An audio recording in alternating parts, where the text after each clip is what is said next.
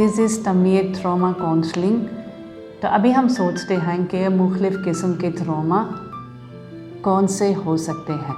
इनमें से एक है क्रोनिक ट्रॉमा। तो लफ्ज़ क्रोनिक ऑलरेडी बयान करता है कि वो एक ट्रॉमा है जो लंबा अरसे तक चलता है। तो वो ऐसा ट्रॉमा है जो 6 महीने से ज़्यादा चलता है और अपने आप को इससे निकालना मुश्किल है और अपने आप को रिलीफ देना वो भी मुश्किल है। तो वो ऐसे किस्म के ट्रॉमा होते हैं जब कोई बच्चा माज़ूर है जिसकी केयर हमें करनी पड़ती है, और जब हम बहुत लंबा अरसे तक गुर्बत में रहते हैं, या भी हो सकता है अगर हमारे घर में कोई बंदा या बंदी है जो लंबा अरसे तक बीमार रहता या रहती है। तो कुछ ऐसे वाक़यात हैं जो हमारे घर में होते हैं जो लंबा अरसे तक चल रहे हैं। इसके असरात वो जिस्म पर होते हैं। इसका मतलब ये है कि शायद आपने सुना होगा कि कुछ ख़वातीन वो कहते हैं कि मेरे सर में दर्द है, कुछ कहते हैं मेरे कमर में दर्द है, या कुछ कहते हैं मेरे कंधों में दर्द है, या पूरे जिस्म में दर्द होता है। और यही दर्द तब होता है जब हमारा जिस्म बहुत लंबे अरसे तक वो तनाव में ही रहता है, और इसी तनाव की वजह से हमारी पूरी जिस्म में सारे मसल्स वो खिंच जाते हैं जिससे दर्द होता है। जज्बाती तौर पर ऐसा होता है कि हम बहुत जल्दी गुस्से में आ जाते हैं, हम ऐसी टेंशन निकालते हैं या हमें जो हमारी बर्दाश्तगी वो काफ़ी हद तक वो ख़त्म हो चुकी है। और ये भी हो सकता है कि हम लोगों के साथ बातचीत करना हमें मुश्किल लगता है, तो हमें लोगों से दूर रहते हैं। और ये भी हो सकता है काफ़ी शोर से हमारे सर दर्द होता है, या काफ़ी बातचीत करने से हमारा सर दर्द शुरू हो जाता है, तो फिर हम तन्हा में रहना पसंद करते हैं।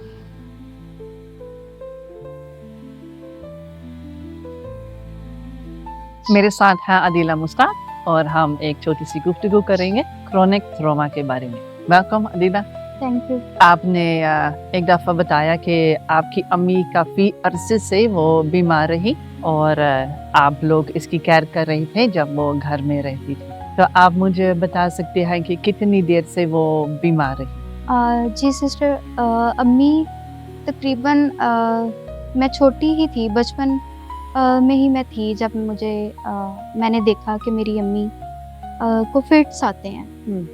तो तब तो मुझे नहीं पता था कि ये कौन सी बीमारी है या क्या उनके साथ होता है। तो मैं जब भी अम्मी के साथ ऐसा होता तो मैं उनसे पूछती कि ये क्यों है, आपके साथ ऐसा क्यों होता है। तो उन्होंने बताया कि ये जब मेरे अम्मी और अब्बू की डेथ हुई थी तब से ये टेंशन की वजह से मेरे साथ ये हो रहा है।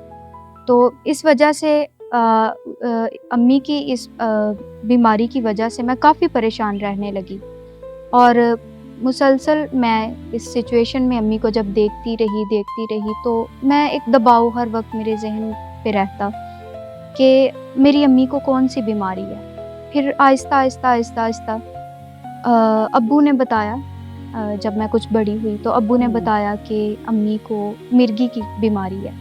तो आप कुछ बता सकते हैं, जब आप कह रही हैं कि मैं बहुत परेशान मैं रहती थी, तो वो किस तरह नज़र आता था, या किस तरह यही परेशानी आपकी ज़िंदगी पर इसका क्या असर था? जी, मेरी ज़िंदगी पर इसका ये असर था कि मैं जब भी सोचती अपनी माँ की इस बीमारी के बारे में तो मैं बहुत रोती थी, मैं बहुत परेशान होती थी, और ना चाहते हुए भी मैं बहुत ज़्यादा परेशान हो जाती, दुआ भी करती इस मकसद के लिए। बहुत मैंने दुआएं की, मैंने खुदा से कहा कि मेरी माँ को इस बीमारी से आज़ाद कर दे।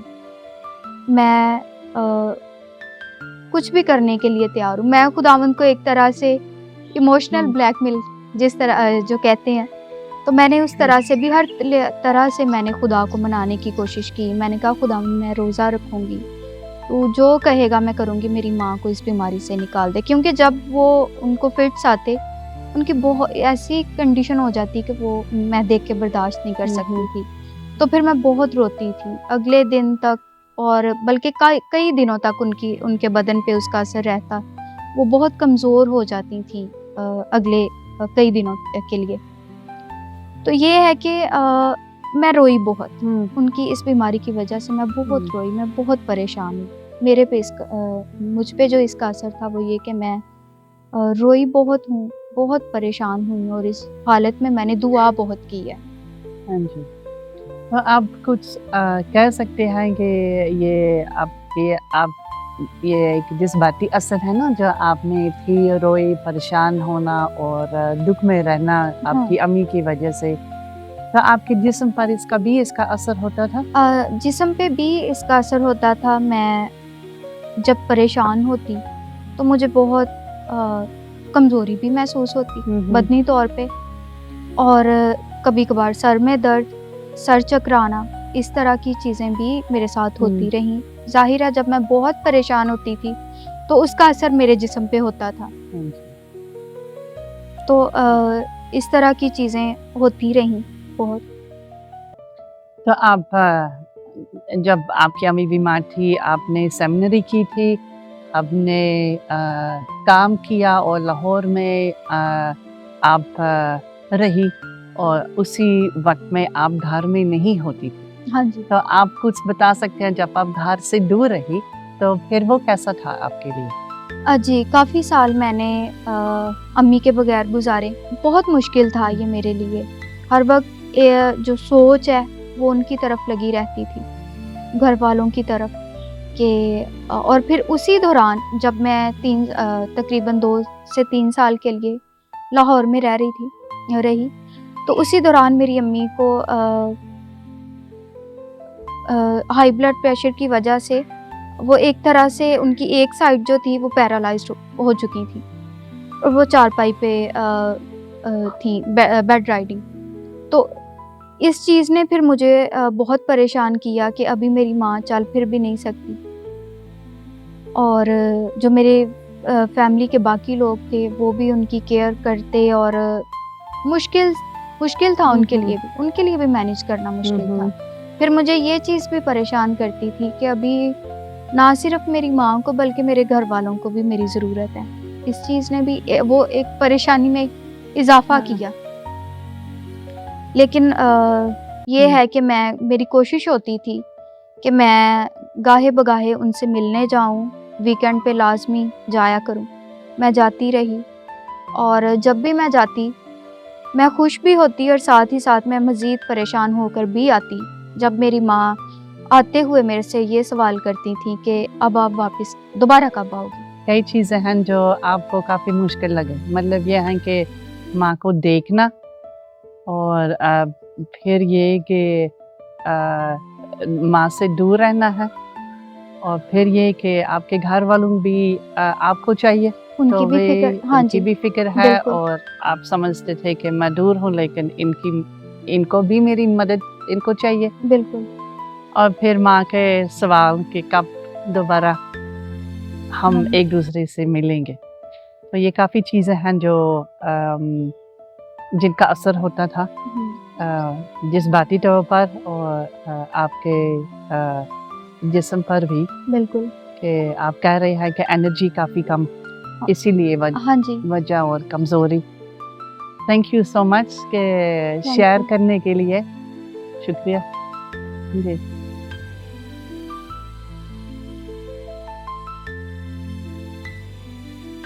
تو ہم نے ابھی دیکھا جو انٹرویو جو ہوئی ہیں عدیلہ کے ساتھ، اور ہم نے دیکھا کہ کرونک ٹراما اس کی زندگی پر اس کے کیا اثرات تھے. تو ہم نے دیکھا اس کے جسم پر کافی اثرات تھے.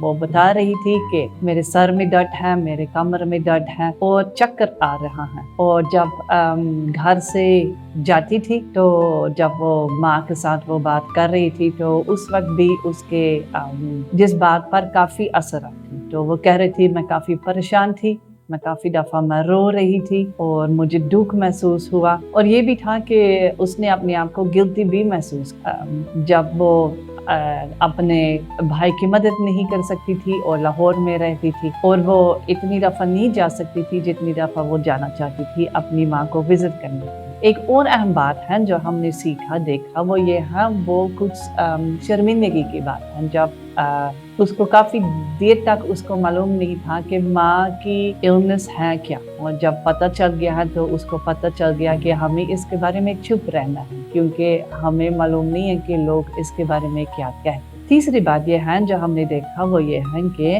वो खुदा के साथ भी सवाल कर रही, तो खुदा से पूछती थी कि क्यों उसकी माँ ठीक नहीं हो रही, और साथ साथ इमोशनल ब्लैकमेलिंग कर रही थी खुदा के साथ। वो पूछती थी या वो कहती थी कि मैं रोज़ा रखूंगी और फिर इसी रोज़े के ज़रिए से तूने मेरी माँ को ठीक करना है। तो ये क्रॉनिक ट्रॉमा के सारे असरात हैं जो हमारे अंदर आ सकते हैं और जो हम इस तरह पहचान भी सकते हैं। ये हमारा पहला सेशन है ट्रॉमा के किस्म के बारे में, और अगला सेशन होगा दूसरा सेशन एक्यूट ट्रॉमा के बारे में, तो ज़रूर देखिए।